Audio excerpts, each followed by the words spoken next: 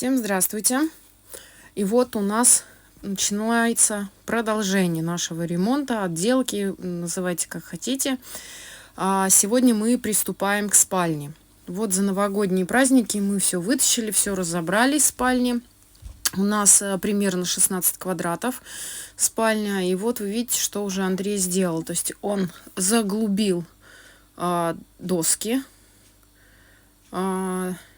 саморезы, вернее, да, гвозди или саморезы в досках. И вот теперь отстругивает. Вот сейчас я вам поближе покажу. Вот, отштукатурил он одну стену, отшпаклевал. И вот теперь у нас вот такой процесс.